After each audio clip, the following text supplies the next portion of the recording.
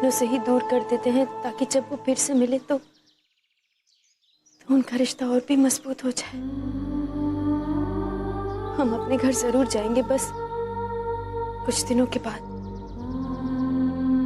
अगर तब तक हम यहीं हो। देखो बेटी, मैं अच्छी तरह से जानता हूँ कि तुम अक्सर अपने पति के साथ यहाँ आती हो, काफी दान पुण्य करती हो, पूजा पाठ करती हो, पर बेटी हम क्षमा चाहेंगे आपसे, क्योंकि इस मंदिर में रात में किसी को रुकने की अनुमति नहीं है बेटी।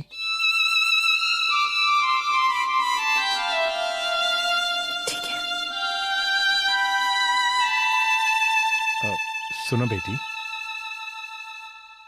यहां से थोड़ी दूर पर एक धर्मशाला है जो निर्मोही देवी धर्मशाला के नाम से जाना जाता है। उस धर्मशाला को निलंजना रॉय नाम की एक महिला चलाती है। आप चाहो तो वहां जा सकती हो, थोड़े ही पैसों में वहां रहने का इंतजाम हो जाएगा। वहां तुम कुछ दिन रह सकती हो बेटी। यही है? हाँ, यही सामने है बेटी। धन्यवाद। अच्छा, हमारे पास तो एक पैसा भी नहीं है, फिर भी एक बार जाकर देखते हैं। हमारा साथ देना भगवान।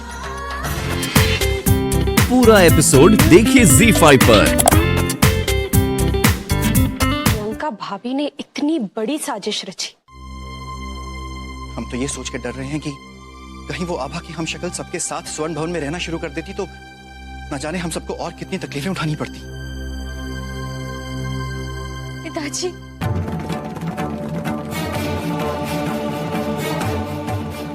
आप इन सबको बता दीजिए कि हम आपकी आभा हैं, आपकी स्वर्ण आभा।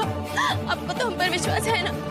इतने मुश्किल सवाल पूछकर मन की तसल्ली करने के बाद ही हमने वो फैसला लिया था।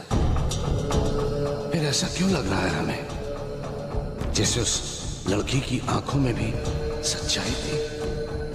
ये दुविधा क्यों है हमारे मन में? कहीं ऐसा तो नहीं हम अपनी ही बेटी के साथ अन्याय कर रहे हैं?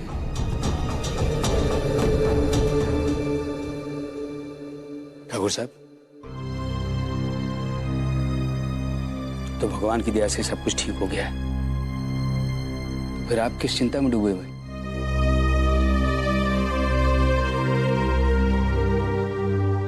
आज शाम को आपको इंदौर के लिए निकलना है, मेरे ख्याल से आप थोड़ा आराम कर लीजिए। क्या ठीक है क्या नहीं है राघव, ये तो ईश्वर ही जानते हैं। हम तो सिर्फ इतना कह सकते हैं कि हमारी बेटी ने हमेशा सबके लिए अच्छा ही सोचा है, अच्छा ही किया है।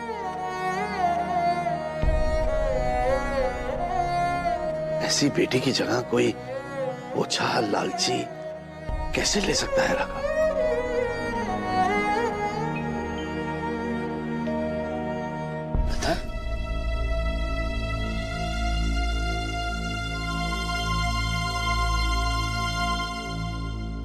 क्यों अचानक बेटा, सब ठीक तो है ना? जी सब ठीक है। वो आज यहाँ कोई खास अनुष्ठान है?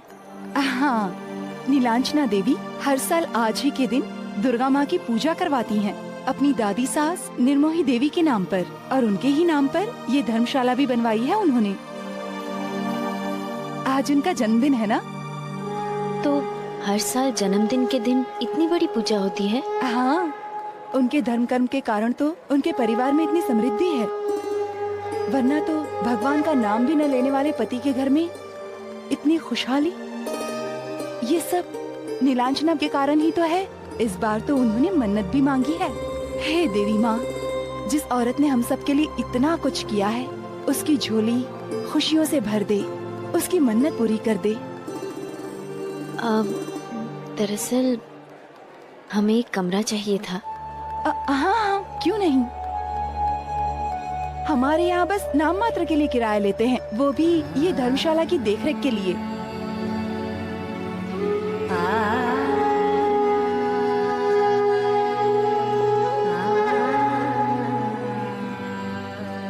देखिए, इस समय तो हमारे पास कुछ भी नहीं है। बिना किराए के कैसे? बहन जी, हाँ, बड़ी मुसीबत हो गई। क्या हुआ? आपको तो पता है आज शाम को कितने सारे ब्राह्मण आ रहे हैं और निरंजना ने तो उज्जैन के अलावा कहां से ब्राह्मणों और साधु संतों को निमंत्रण दिया है। और अभी अभी महाराज जी का फोन आया था कि वो नहीं आ सकते हैं।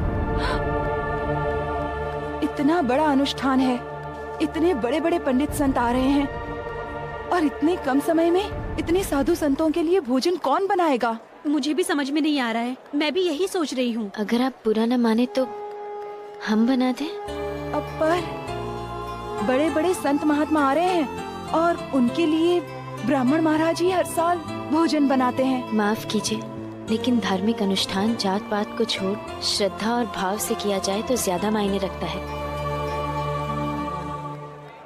हम किसी भी जात के हो, क्या फर्क पड़ता है? लेकिन ये एक बार हमें मौका देकर तो देखिए। ठीक है, लेकिन ब्राह्मण भोज में कोई कमी नहीं रहनी चाहिए। आप चिंता मत कीजिए, हम जानते हैं दुर्गा माँ की पूजा का भोग है, हम पूरी श्रद्धा से प्रसाद बनाएंगे। आप बस रसोई घर कहाँ है हमें बता दीजिए।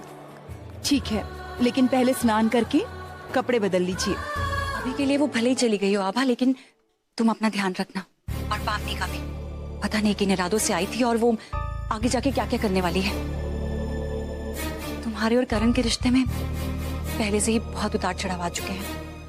हम नहीं चाहते कि अब और कोई भी परेशानी तुम दोनों के बीच में आए। दीदी, जिसके पास आप जैसी बहन हो और ऐसा परिवार हो, उसका कोई नौटंकी वाली कुछ नहीं बिगाड़ सकती।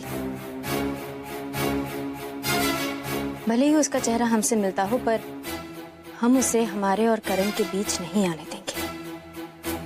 आप चिंता मत कीजिए। तुम ठीक कह रही हो आभा। चलो अभी हम फोन रखते हैं, तुम अपना ध्यान रखना।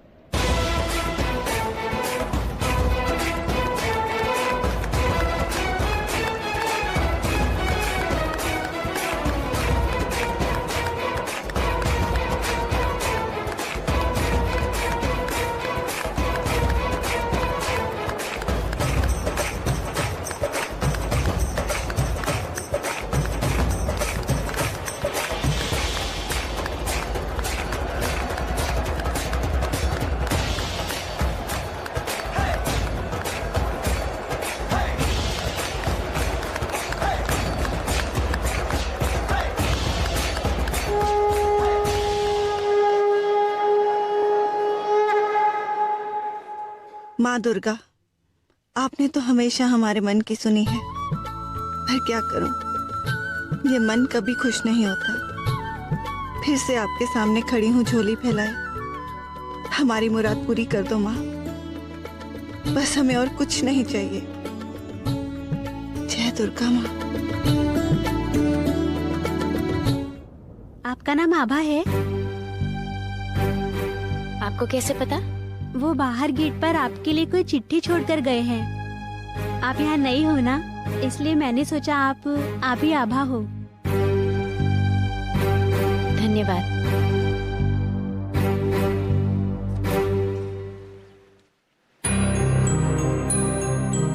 अपना सच साबित करने के लिए तुम कितनी बेचैन हो रही होगी हम जानते हैं। शायद ये पता मदद करे तुम्हें तुम्हारी मंजिल तक पहुंचाने में।